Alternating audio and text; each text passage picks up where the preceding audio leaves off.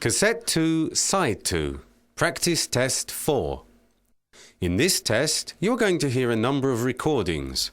As you listen, you will have to answer questions about what you hear. Before each recording, you will have some time to read the instructions and the questions. You will also have half a minute at the end of each recording to check your answers. Each recording will be played once only. There are 4 main sections in the test. In the exam, you're advised to write all your answers in the listening question booklet.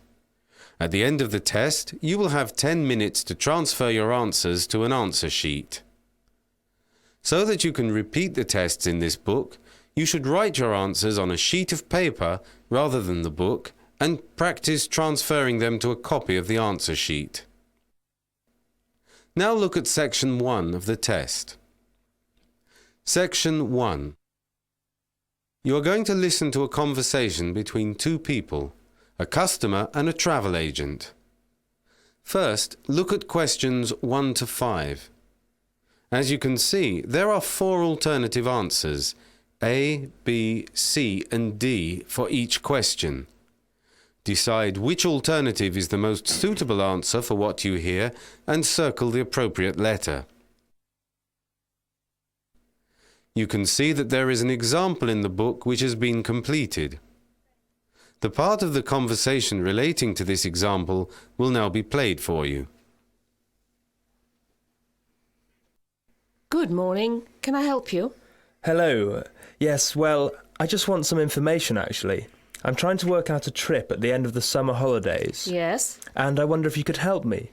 I'm a student studying Arabic and... You can see that the student is studying Arabic, so the answer is B. Now the test will begin. Remember, you will hear the recording only once, so answer questions 1 to 5 as you listen. Good morning. Can I help you? Hello. Yes, well, I just want some information actually. I'm trying to work out a trip at the end of the summer holidays. Yes? And I wonder if you could help me. I'm a student studying Arabic and I'm heading for Alexandria in Egypt to do my language year abroad out at the university there. Right. I just need to get a few preliminary details. I'll put everything on the computer as we go along. Okay. First, when do you want to leave? I have to be there by the 27th of September, and I'd like to leave about a month beforehand so I can do some sightseeing on the way. So, let's say you want to leave on the 27th of August. I was planning to leave around the 20th. The 20th of August? Okay, that's a Sunday. I'd rather leave on the Monday. Right, the 21st then. So, the 21st. And did you want to fly? I don't really want to have to fly straight there. Actually, Yes? I'd like to go by train and ferry to Paris. What about going through the Channel Tunnel? Well, I don't like the idea of going through tunnels. It scares me. Oh, it's just like catching the London Underground. I never catch the Underground. The ferry trains are pretty frequent, so you won't have to worry about that part of the journey. And where to after Paris? Vienna. Before you listen to the next part of the dialogue, look at questions 6 to 10.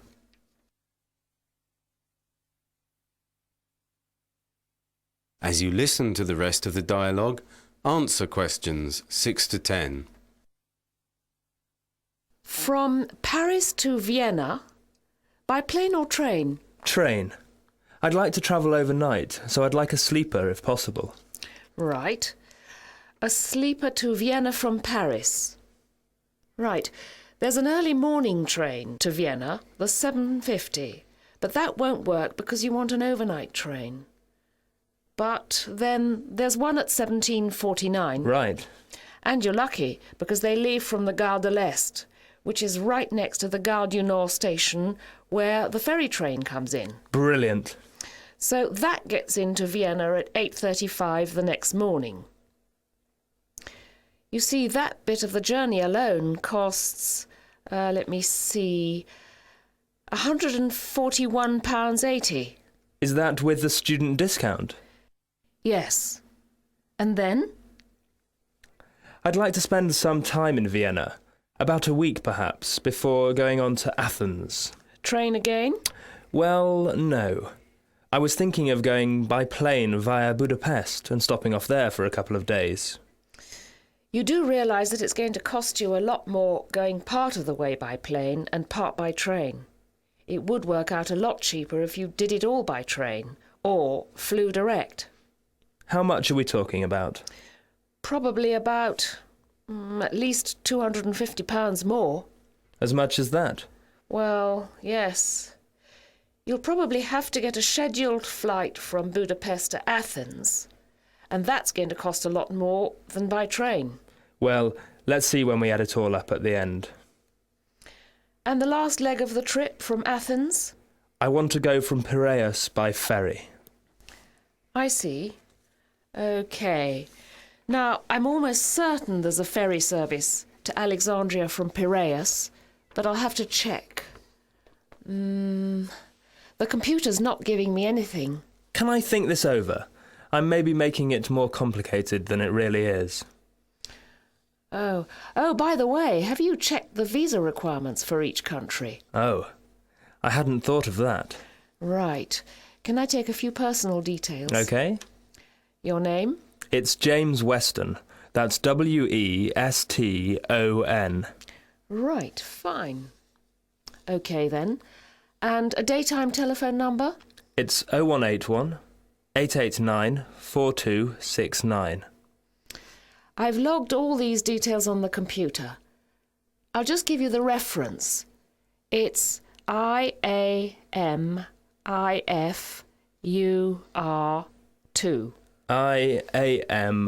IAMIFUR2. You just quote this reference when you come in again or telephone. Then it will speed things up a bit. OK, thanks. That is the end of section 1. You now have half a minute to check your answers. Now turn to section 2. Section 2. You are going to hear a radio broadcast called Postbag. First, look at questions 11 to 16.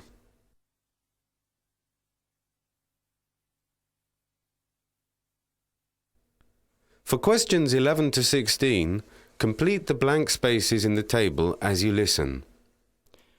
Welcome, and indeed welcome every Friday afternoon at 2:15 to Postbag, your chance as listeners to let us know what you think about our programs and current issues. This week, our Postbag has been virtually overflowing. Not that we are complaining, mind you.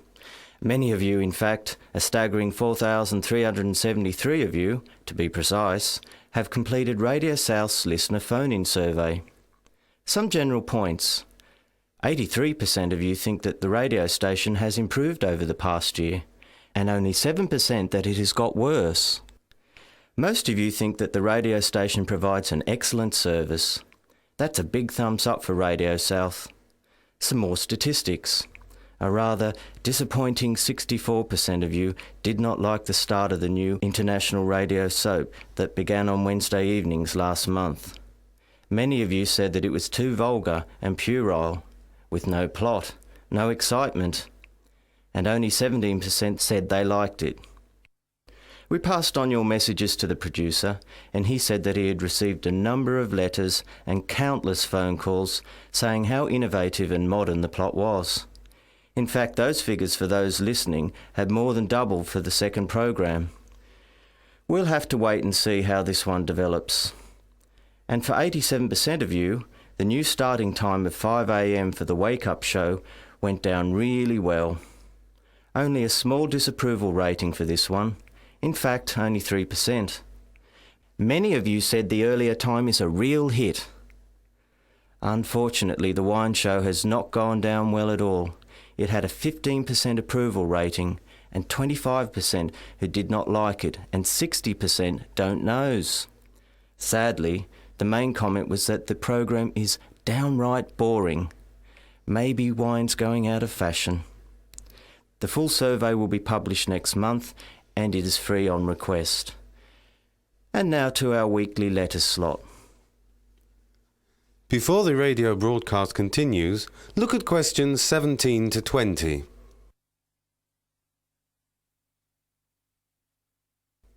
For these questions, there are 4 alternatives, A, B, C and D. Decide which alternative is the most suitable answer for what you hear and circle the appropriate letter. Sharon from Tasmania has written in to say that she has tried to get through on the telephone to our new message line to leave a message on the voice box, but she finds it too complicated. She says, and I quote, "Every time I press a number after the main menu, the line won't accept my message. It's so frustrating. Maybe your voice box should come with a health warning." Well, I can tell you that you're not the first person to have complained about this. In fact, we had 67 letters this past week alone, and complaints have been going up at the rate of 10% a week recently. And we're now looking into the problem. On a more cheerful note, Mary from Sydney, Australia, wrote in to say how refreshing and cheerful she found our station. She says the music and the morning wake-up show she finds really invigorating. We've had lots of similar letters from all around Southeast Asia saying the same thing. From Terry in Auckland, New Zealand, Yuko in Japan, and Ahmed in Indonesia. Robin in Australia says it's really an excellent new contribution to the radio scene in the area and encourages us to keep going. Thank you, Robin, for your support. Pangaporn from Thailand wants to know if there are any plans to repeat the English language program, English Worldwide, on Sunday mornings at 9 a.m, or whether we are going to expand the program. We've had so many letters over the past week about English Worldwide. It appears to be hugely popular. Since it started 5 weeks ago, the number of people tuning in has grown tenfold.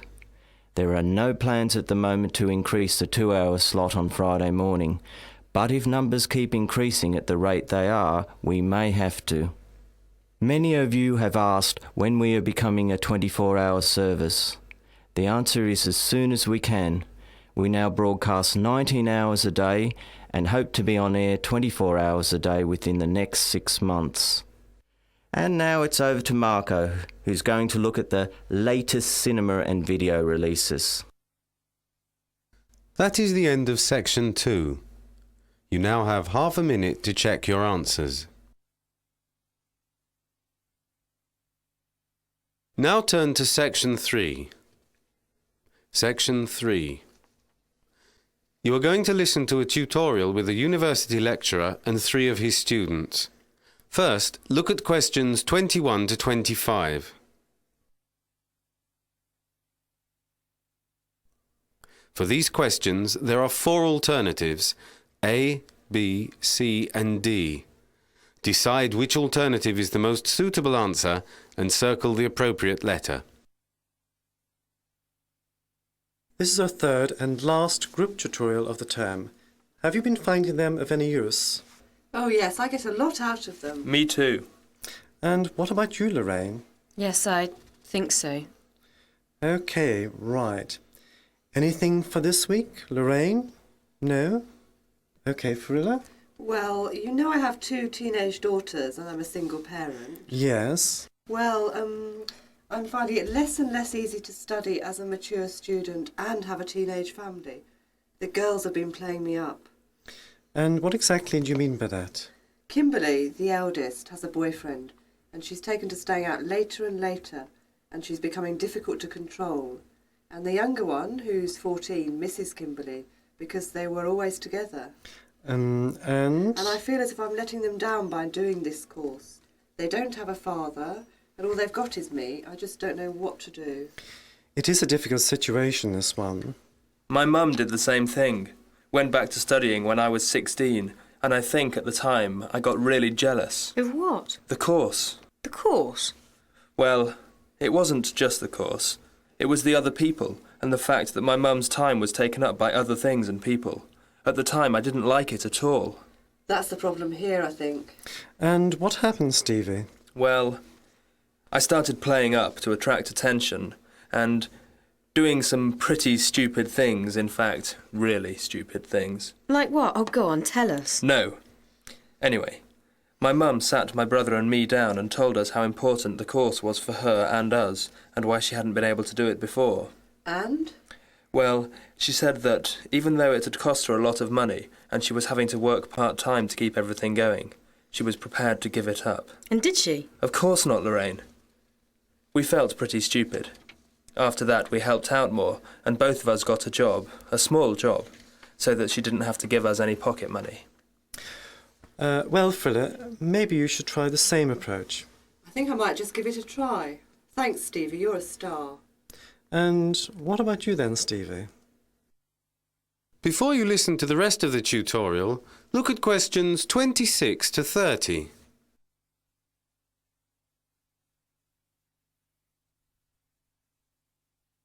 As you listen, complete the blank spaces for questions 26 to 30.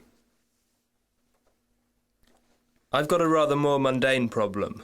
Well, maybe not that mundane. Mm-hmm. I had to type a paper for a seminar for this Friday, and I had everything almost ready and And? my laptop crashed. Haven't you got a copy on disk? No, You're crazy. This isn't the first time it's happened to you. Haven't you learnt by now? I know, but that doesn't help me at the moment, does it? You just don't listen, do you? Leave him alone, Lorraine. You're not exactly helping, are you? I think Farilla is right. There's no point in crying over spilt milk. Have you a rough copy? Yes, but You can type it in again. I'm very slow, and I'm not going to get it done in time. I also have to get OHPs together as well. They were on the computer, and it was just as I was printing them out that the machine went. I also have to hand a typed-up summary in 2,000 words, bound as well, to Dr. Johnson the day before. And, on top of that, I have to hand in the full paper at the end of the seminar. As it goes towards my final grade, and a credit is taken off for handing papers in late, I have to do it. And it's Tuesday now, so I haven't really got much time. I nearly didn't come today. Don't worry, Stevie. I'll help you do it if you want. We can start straight after the tutorial. Will you, Farilla? Yes. You should let him do it himself. Now, Lorraine. He helped me, so I don't see why I shouldn't help him. You could lend a hand too, you know. You don't know when you might need help. It's okay, Farilla. We can do it together. Well, two people sorted. Now, what about you, Lorraine? That is the end of section 3. You now have half a minute to check your answers.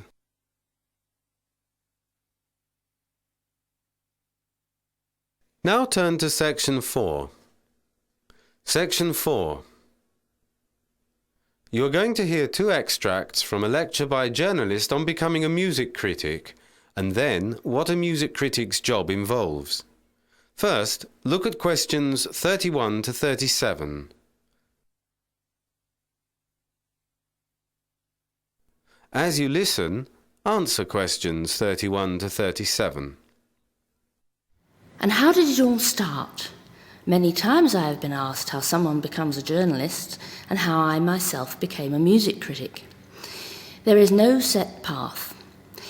After doing an MA in music, I worked in a London bookshop for a couple of months, then as a sub-editor for an educational publication.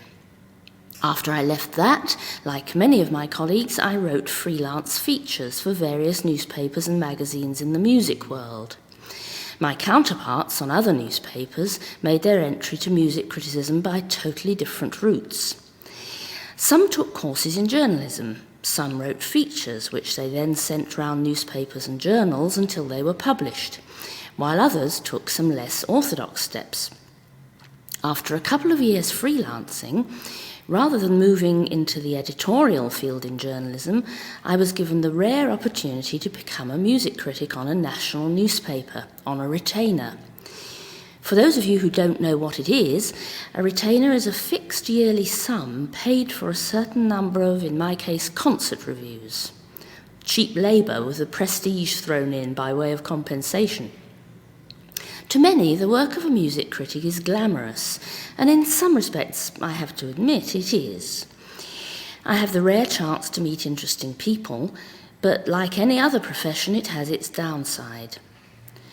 The concert-going public do not seem to be able to take on board the fact that when I'm reviewing a concert, I am working. At concerts, people have the habit of descending on me like vultures to talk music. Would they appreciate it if I pounced upon them at work to enthuse about accountancy, obscure legal matters? I think not. And also it can be a very lonely profession, working on your own for days, weeks sometimes, without human contact except by telephone or computer. Another drawback is having to write reviews to deadlines on a daily basis. And despite what many people believe, the salary is not that good unless you occupy one of the prestigious posts on a national paper. Yet it's not all negative. The travel, I must say, I do enjoy tremendously. On the street near my flat, I was once stopped and asked to help complete a survey. Washing machine, madam? No. Microwave? No. Television? Just. And how many times do you go abroad per year, madam? About once every 10 days. I never tire of seeing new places, or indeed of revisiting old friends. The States I visit about 3 times a year on average. Other countries in Europe about 10 to 12 times a year, with about 6 of these being the Scandinavian countries. The rest of the trips tend to be one-off special journeys to exciting places like Greenland, Japan, Nova Scotia, Iceland, the Pacific Islands, etc. Before the speaker delivers the next extract from her talk, look at questions 38 to 40. As you listen to the next part of the talk, complete the lecture notes in the spaces provided. And what is the role of the music critic today? Listening has always been a talent. Now it is a rare and fragile one. The journalist Michael Ignatieff has recently presented us in the United Kingdom with a provocative television series on the 3-minute culture. 3 minutes, he says, is just about as long as the average person can concentrate. There is such a wash of music around us which threatens to become a tidal wave. Audiences coming out of London's Festival Hall and setting out for the journey home put on their Sony Walkmans with their overcoats. Avid festival goers, likely to be hearing 3 or 4 recitals a day, pack their cassette tapes and CDs in their luggage in order not to have to endure silence in their hotel rooms. The critic's job is to foster the talent of discriminating listening against all odds. People have a real inferiority complex when it comes to trusting their own ears. Friends and acquaintances often expect me to tell them what they should think after a concert. But if I don't, then someone else surely will. A critic's responses or pointers can at least perhaps act as disinterested touchstones amongst the babble of hype and market forces. That is the end of section 4. You now have half a minute to check your answers.